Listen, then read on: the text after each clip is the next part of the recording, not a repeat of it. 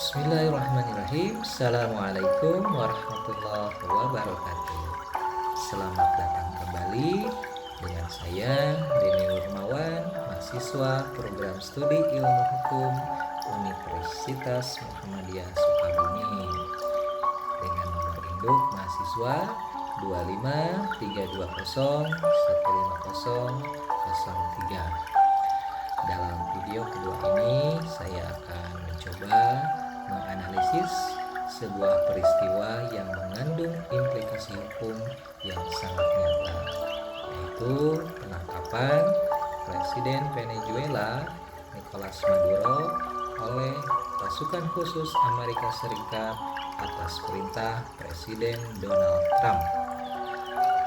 Masih dengan dosen pengapu yang sama, Ibu Eriska Ginelita Dwi Putri SHMH.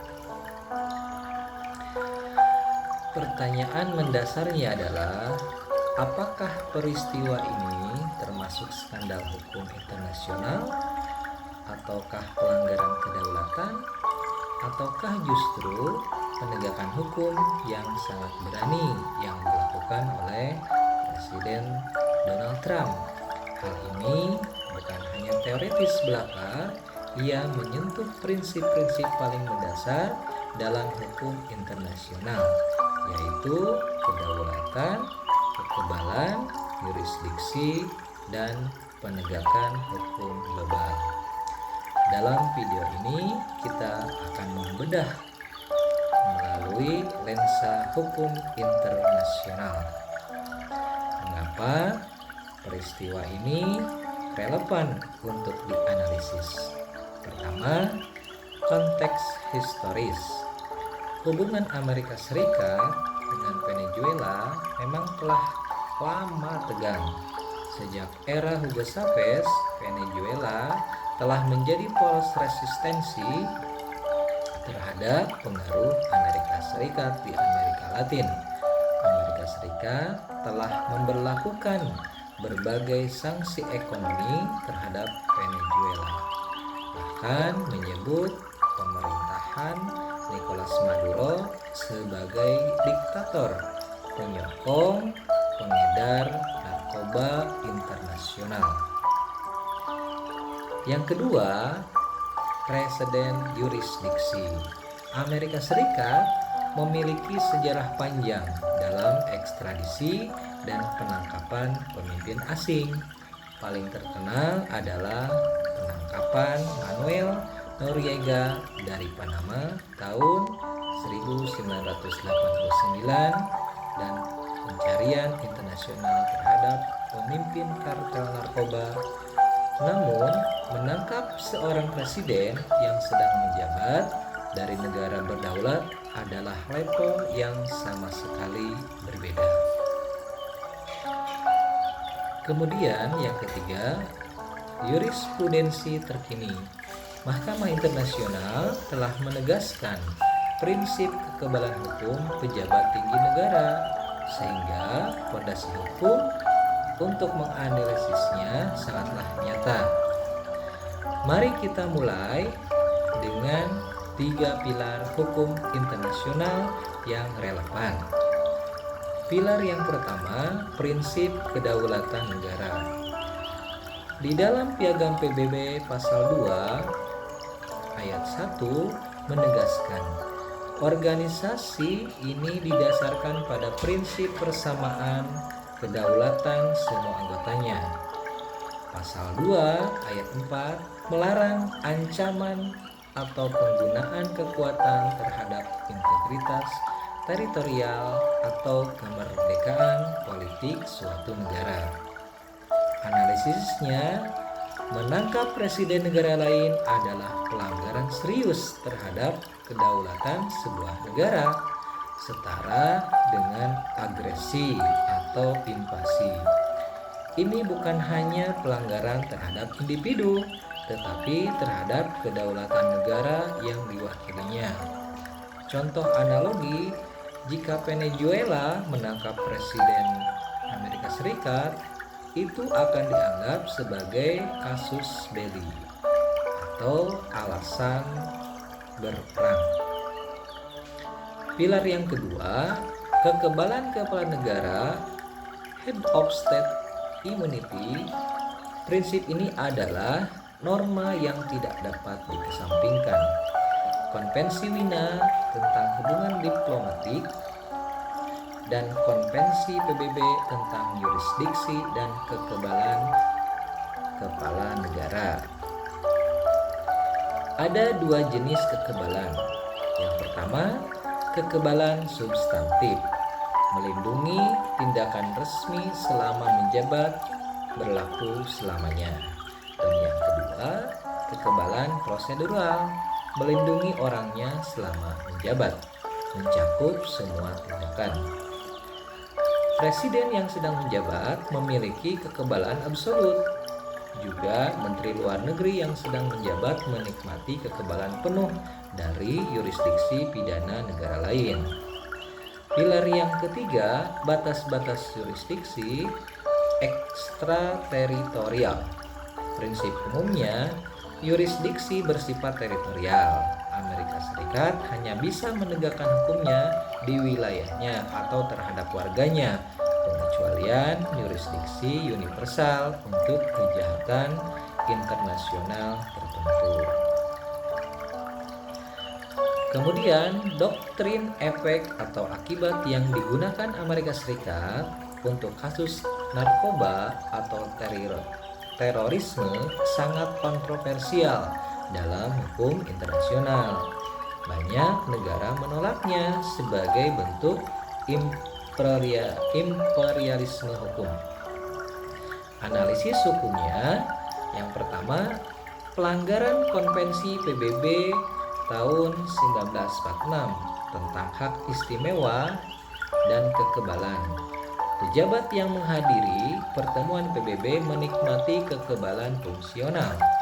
Yang kedua, pelanggaran hukum kebiasaan internasional tentang kunjungan resmi tamu negara harus dilindungi. Dan yang ketiga, pelanggaran prinsip fakta San Servanda. Amerika Serikat menjamin keamanan delegasi asing. Kesimpulannya, pelanggaran berat hukum internasional. Venezuela bisa menggugat Amerika Serikat di ICJ dan kemungkinan bisa menang.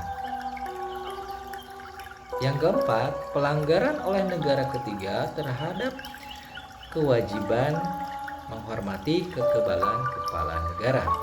Dan yang kelima, Amerika Serikat melanggar prinsip non-intervensi dengan mempengaruhi negara ketiga. Dan yang keenam, ekstradisi tidak mungkin karena kepala negara kebal dari proses ekstradisi. Kesimpulannya, baik Amerika Serikat maupun negara lain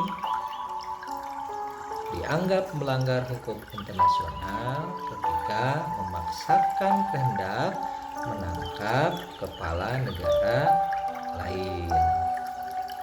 Inilah pertanyaan kritisnya. Apakah ada keadaan di mana penangkapan bisa dibenarkan? Pertimbangannya, yang pertama, kejahatan internasional. Jika presiden dituduh melakukan genosida, kejahatan terhadap kemanusiaan atau kejahatan perang atau agresi, apakah kekebalannya hilang? Di dalam hukum positif saat ini, Statuta Roma, Mahkamah Pidana Internasional ICC pasal 27, kekebalan tidak berlaku di hadapan ICC. Tetapi ICC berbeda dengan yurisdiksi nasional. Negara individual tidak bisa mengesampingkan kekebalan kepala negara asing. Presidennya ICJ dalam case concerning the arrest warrant secara eksplisit menolak pengecualian untuk kejahatan internasional di tingkat nasional. Pertimbangan yang kedua adalah apakah presiden sudah turun jabatan? Jika presiden sudah tidak menjabat, kekebalan rasion personae hilang, tetapi kekebalan ratione materie untuk tindakan resmi tetap ada. Contoh nyatanya adalah kasus Augusto Pinochet. House of Lords Inggris memutuskan mantan kepala negara bisa diekstradisi untuk kejahatan tertentu, tetapi keputusan ini tetaplah kontroversial. Narasinya, jadi jika Amerika Serikat memiliki bukti kejahatan oleh Presiden Venezuela, maka mekanisme hukum yang sah menurut hukum internasional. Mekanisme yang pertama adalah melalui Mahkamah Pidana Internasional atau ICC. Yang pertama, Venezuela bukan anggota Statuta Roma, jadi ICC tidak memiliki yurisdiksi otomatis. Yang kedua, Dewan Keamanan PBB bisa merujuk kasus ke ICC melalui resolusi, seperti kepada negara Sudan dan Libya. Yang ketiga, tetapi Amerika sendiri bukan anggota ICC dan menentangnya. Akan ironis jika Amerika Serikat menggunakan ICC. Mekanisme yang kedua bisa melalui pengadilan ad hoc internasional seperti pengadilan Yugoslavia. Kemudian mekanisme yang ketiga, yurisdiksi universal di negara ketiga. Negara ketiga bisa mengadili berdasarkan yurisdiksi universal untuk kejahatan internasional tertentu, tapi masih harus menghormati kekebalan kepala negara yang sedang menjabat. Kemudian mekanisme yang keempat, tekanan diplomatik dan sanksi melalui resolusi Majelis Umum PBB menutup. Kemudian sanksi ekonomi dan diplomatik. Kemudian isolasi internasional. Ini yang sebenarnya terjadi dalam kasus Venezuela. Kesimpulannya, tidak ada mekanisme hukum internasional yang mengizinkan penangkapan sepihak oleh negara lain terhadap negara yang sedang menjabat. Implikasi hukumnya, yang pertama, krisis sistemik dalam hukum internasional, dan yang kedua, presiden berbahaya yang bisa ditiru oleh negara lain, dan yang ketiga, erosi prinsip kekebalan yang menjadi fondasi hubungan internasional. Kemudian implikasi politiknya adalah akan terjadi eskalasi konflik di Amerika Latin.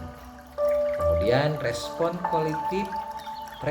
kolektif dari Organisasi of American States. Kemudian yang ketiga, kemungkinan pembalasan terhadap pejabat Amerika Serikat di luar negeri. Kemudian implikasi ekonominya, mungkin akan terjadi guncangan harga minyak dunia karena Venezuela adalah produsen minyak terbesar di dunia. Yang kedua, sanksi balasan dari sekutu Venezuela. Dan yang ketiganya, ketidakstabilan pasar global. Kemudian dampak terhadap Amerika Serikat itu sendiri. Yang pertama, kerugian legitimasi moral sebagai penegak hukum internasional. Resikonya terhadap warga dan pejabat Amerika Serikat di luar negeri. Kemudian penguatan naratif imperialisme Amerika Serikat yang digunakan oleh musuh-musuhnya. Jadi, apa kesimpulan analisis kita? Yang pertama, dari perspektif hukum internasional murni, penangkapan Presiden Venezuela oleh Amerika Serikat adalah pelanggaran hukum internasional yang jelas dan serius.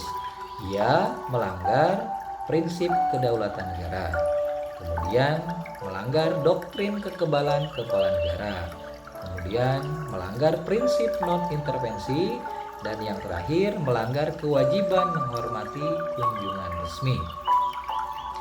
Kedua, Peristiwa ini mengungkap dilema mendasar dalam hukum internasional. Di satu sisi, tidak ada yang boleh berada di atas hukum. Di sisi lain, sistem internasional membutuhkan stabilitas dan penghormatan pada kedaulatan. Yang ketiga, kasus ini menunjukkan mengapa multilateralisme dan institusi internasional sangat penting. Tanpa mekanisme kolektif yang sah, negara kuat akan menjadi hakim, juri, dan algojo sendiri, mengembalikan dunia kepada hukum rimba, di mana negara kuat bisa seenaknya bertindak terhadap negara yang dianggap lemah. Pelajaran pentingnya, hukum internasional memang tidak sempurna, prosesnya lambat, politis, dan seringkali tidak adil. Tapi alternatifnya yaitu anarki di mana kekuatan adalah hukum, jauh lebih buruk. Sebagai calon ahli hukum, kita harus bekerja untuk memperkuat mekanisme hukum internasional yang adil, inklusif, dan legitimate, bukan mengabaikannya atau mengambil jalan pintas yang merusak sistem itu sendiri. Demikian analisis hukum internasional saya terhadap peristiwa penangkapan Presiden Venezuela Nicolas Maduro oleh pasukan khusus Amerika Serikat atas perintah Presiden Donald Trump. Video ini dibuat untuk memenuhi tugas akhir semester mata kuliah Hukum Internasional. Terima kasih telah menyimak. Assalamualaikum warahmatullahi wabarakatuh.